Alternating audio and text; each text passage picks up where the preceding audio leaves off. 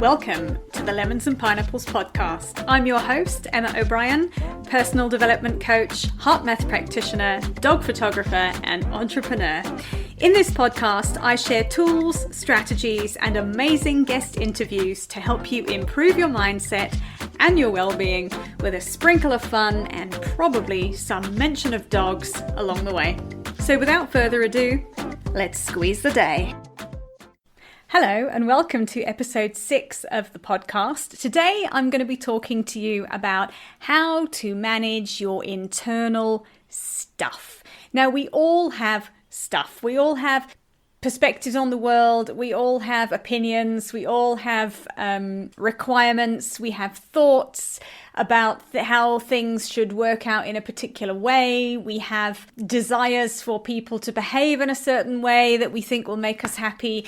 All of this internal chatter and this internal perspective shapes our view on the world. So today's episode really is inspired by one of my coaching clients. We had a session recently, and one of the biggest takeaways she had from this, and again, one of the biggest insights I had in the session, because I think this is the wonderful thing about being a coach, is you learn stuff in every session as well. So this is why I love coaching so much, because it's just so insightful for me as well as for my clients. And what came out of this session was, if we don't manage our internal stuff, we are at the mercy of it. And I'm sharing a little bit of backstory about what happened in this session with my client's permission to put this into a bit of perspective for you.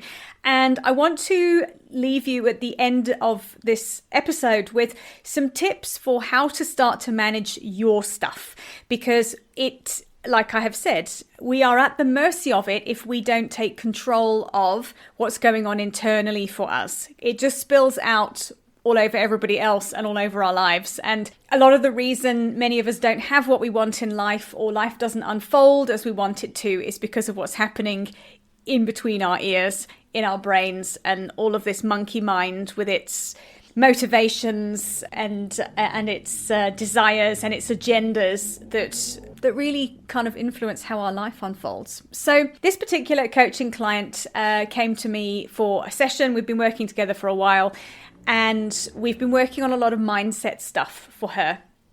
And she started the session. She said, I actually just want to unpack. I'm having trouble with somebody at work who I don't feel is supporting me. I feel like I give an awful lot. I help an awful lot. And when it comes to me asking for help, I don't get that support from her at all. And I feel used. I feel taken advantage of.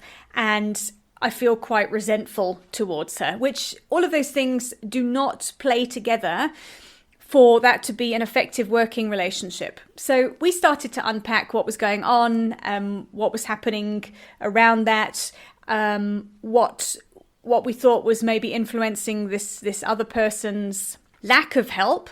And fundamentally, we talked through what would be the ideal scenario here. So I said to my client, if this would be sorted and if it didn't trigger you and it didn't make you feel resentful, how would it be? And she said to me, the other person would behave better.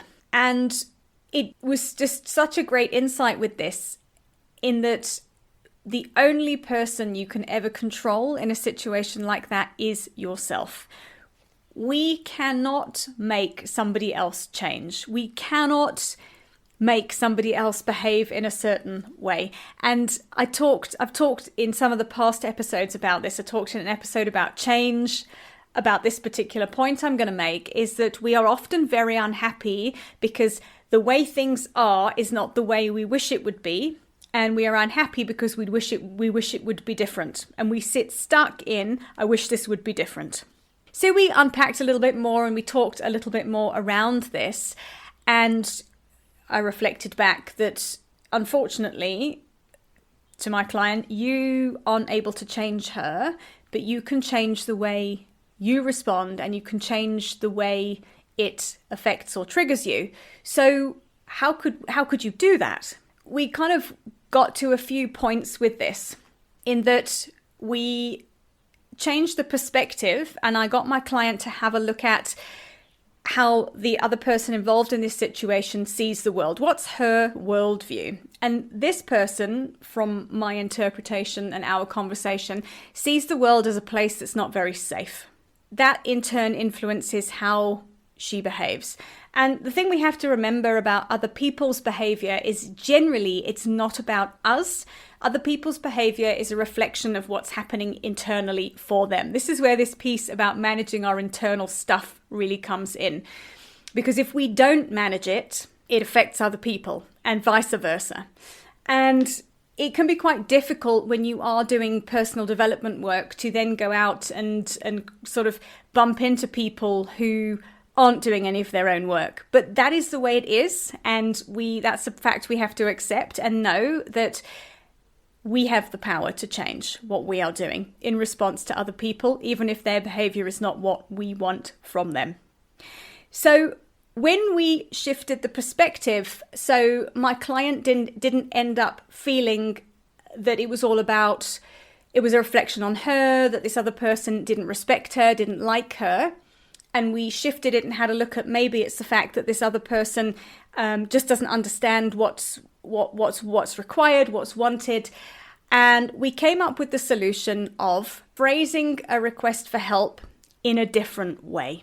I've asked the question, how could you request help from this person in an alternate way that might actually appeal more to the way she sees the world? And we had a look at this. We had a look at how she could phrase that and a different way of approaching and requesting help. And interestingly, the day after our coaching session, I had the following piece of feedback from my client. And she said to me, "You've changed my life. I can't put into words the value you add to my everyday life. It was such a valuable session and I'm already doing better with a little shift in mindset. I understand the other person much better now. A request for help today that I gave was met with a yes. Let's sit and work on it tomorrow morning because I phrased my request differently." And she went on to say that going forwards, now that she's been able to do that and had some success, she knows she can ask for help pretty much immediately from this other person and get what she needs. So it's all about kind of shifting perspective, understanding how to deal with different people who have different points of views, and being open to doing that.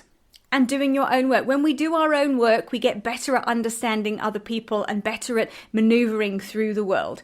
So I just wanted to share in a nutshell the steps that we went through in this coaching session to be able to get my client from a space of frustration and wishing somebody else would change to being able to change the way she was approaching this other person and get the results she wanted. So we're not sitting around waiting for other people to miraculously morph into somebody different, because they don't, and they won't.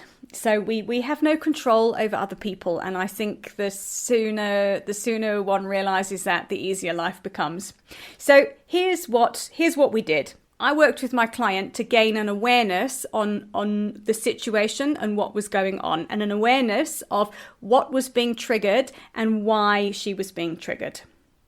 And then we had a look at what would be the ideal outcome here. And then we had a look at how could we get that ideal outcome. And that came from being prepared to see the situation from the other person's perspective, being able to delve into a little bit what we intuit their worldview might be. Obviously, we can't speak for the other person involved in this conversation because she's not here, but we can take a guess at what might be motivating her to behave in a particular way. And then with this knowledge, I helped my client to be able to have the skills to do things differently and get a different result. Remember, I think it's Einstein who said the definition of insanity is doing the same thing over and over again and expecting a different result. If you want a different result, you have to take different action. So I will leave you with that. And I will invite you to really think about how you manage your internal stuff and how your internal stuff is affecting the things that are happening in your life. And this could be positively or negatively. It doesn't have to be, this isn't a space where I think everything has to be bad and everybody needs coaching. It's just having a look at what's working and what's not working. And if we understand what's working, we can do more of it. And if we understand what's not working, we can change it. So remember, you always have the power to change your perspective. You always have the power to change the action you take. And you always have the power to change the way you think about situations you're in. And often when we change the way we think about things, it changes the way we feel about them. And when we change the way we feel about something, we can take different and often better action. I'll leave you with that and see you in the next episode. Thank you for listening to today's episode. If you've enjoyed it, please share with your friends and be sure to leave me a 5-star rating and review, especially if you're listening on Apple Podcasts. To find out more about my one-on-one coaching, please visit my website, which is emmaobriencoach.com. And remember, folks, when life gives you lemons, you can always choose another fruit. See you next time.